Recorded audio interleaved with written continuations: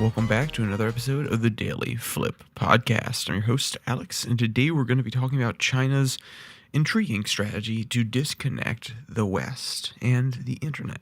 I know, that sounds really maniacal, but the point being, they do have a strategy, and they've been implementing it as well as their allies in Russia. And of course, we will end today with our Daily Delight, a story meant to leave you feeling positive, ready to take on the day. But that's enough rambling from me. Let's jump into this story that comes from the Free Beacon. Just kidding. If you're a longtime viewer, you know that we always ask the Daily Debate. I wanted to spice it up a little bit this time. So, the Daily Debate. Is China the new Russia? And more importantly and more accurately, is it the new USSR? We have been pretending that we're gearing up for a Cold War for quite some time. And I say pretending, it's mainly for propaganda purposes, or at least for focusing purposes, in that we're providing a alternative enemy that we can rally behind or against, that we can use to rally behind the flag. And that is not to say they're not a legitimate threat, but there are some times that the China problem is overblown. Now, as you've known, if you've made it this far and you've already listened to some of the previous podcasts, I am not a China fan. I am a China hawk. So maybe take most things I say about China with a grain of salt, because I think they pose a very interesting, no, that's not a useful word. They pose a very specific targeted threat to the United States on an economic front, especially because of the industry that they have developed, similar to one that we posed with Britain after the Industrial Revolution. And that's not to say that it has to end badly. I mean, Britain stayed on top of the world for another 50, 75 years, and we chugged along. We were able to take up a big position as basically the banker of the Western Alliance, and we were able to come out on top and basically be the hegemon after that. After the Soviet Union fell, we were definitely the hegemon. There's no doubt about that. It depends on whether or not you think the Soviet Union was a paper tiger, whether you describe the U.S. as a hegemon earlier on. But the point being that the Chinese are particularly placed to do similar things because of their manufacturing capabilities, because of their ability to tailor their entire industry towards one goal or another.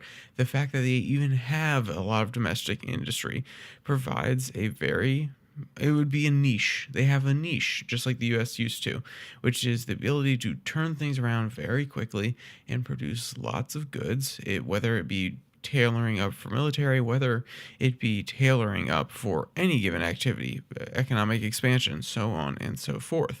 And one of these things that they're tailoring up for right now is building out their navy, building out a fleet of I say things because when you hear the word Navy, you probably think large battleships.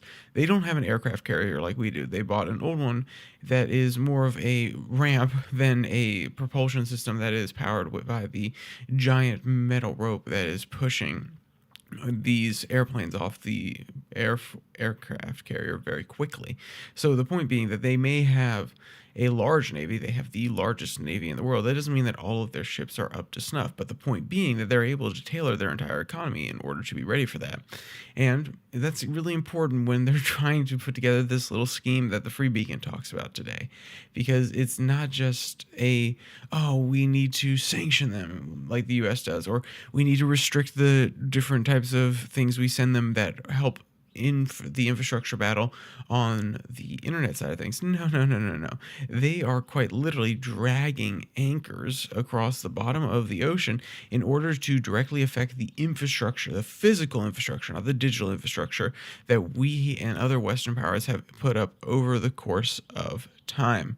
Quote, around Thanksgiving, a Chinese ship dragged its anchor across 100 miles of the Baltic Sea, severing other seabed internet connections. And earlier this month, the Taiwanese Coast Guard ran down another Chinese-owned ship that sailed over one of the few cables connecting Taiwan to the rest of the world just before it snapped.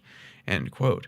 So this is a concerted effort in order to limit the connectivity of anybody who is not a Chinese ally. Then Russia has done the exact same thing. They are accused of doing the same thing in different areas around Europe, essentially.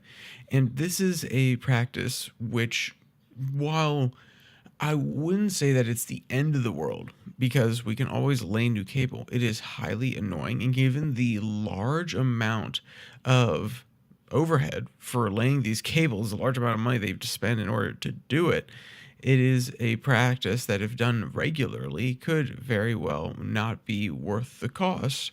And also, it could probably be lower cost for them to just get a fishing boat, p- try something really, really heavy and sharp to it on the bottom, and just have it move around and make it seem as though it's a citizen or a normal commercial vessel rather than one that is owned by the Chinese government. So their plan of attack, quote unquote, is very cheap compared to us laying the entire cable. Now, will the West be able to create new cables that have some sort of protection? Sure, that's fair enough.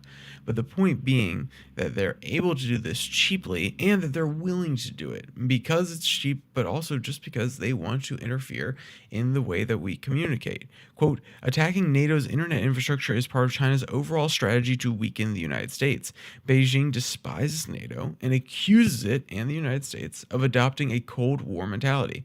When Xi Jinping and Vladimir Putin announced their, quote, no limits partnership shortly before Russia invaded Ukraine, they agreed to oppose further enlargement of NATO as well as the formation of a closed bloc structures and opposing camps in the Asia Pacific region, end quote. And that last part is basically saying we're not going to create any sort of quad, or if you don't know what the quad is, it is Australia, India, Japan, and the United States forming basically an alliance in the South China or South Asia area in order to hem in China and make sure that their influence is not too high.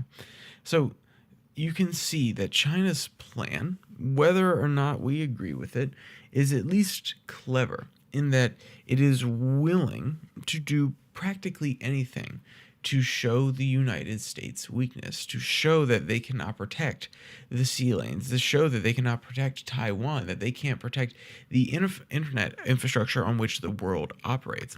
These are all slight schemes that provide insight into China's strategy, which is one cut at a time. Whether or not you think they're capable of playing the long game, that we've honestly had multiple discussions about this, whether or not they're actually strong enough to play a long game, you cannot deny that they have enough foresight to believe they can play that game and continually cut, continually be annoyance, continually press the allies of the United States and make them question whether or not the United States is the right partner to have moving forward.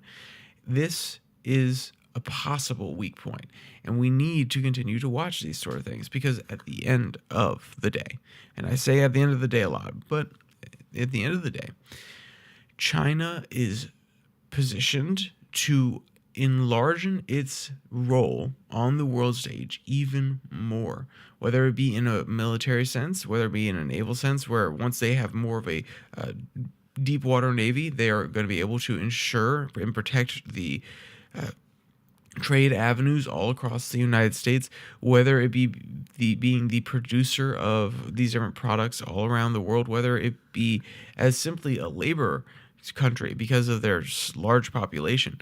They are primed to do so many things and be the center of the world conversation. They just have to play their cards right. And we have to play our cards wrong at the same time. It can't just be, oh, China does everything right, they win. The US has to do things wrong. And not protecting this sort of infrastructure, not acknowledging that they are trying to play the long game and trying to mitigate any of the effects of this game that they are playing, it will be our downfall. It will be the problem that we are not necessarily looking forward to, and rightfully so. So, with that said, let's jump over to our daily delight. We like to leave on a positive note. We don't like to leave on menacing notes. And this one today comes from One Green Planet, and it's about a rescue dog who absolutely loves getting in the arms of the person who rescued him. Absolutely adorable. I mean, there's no two words about it. And if you want to see this pupper, but also you want to read the article, or you want to read the other article, all the links are going to be in the description below that like and subscribe button. Also down there, you can find the podcast on Spotify, Pocket Cast, Podvine, as well as the Twitter handle at Your Daily Flip, where I post a link to this video and the international news that comes out on Tuesday and Thursday. That's 6 and 6. So if you follow the Twitter handle, you can find all the links there so you can get back to it directly. So, with all that said, there's only one more thing to say. Stay safe, don't die.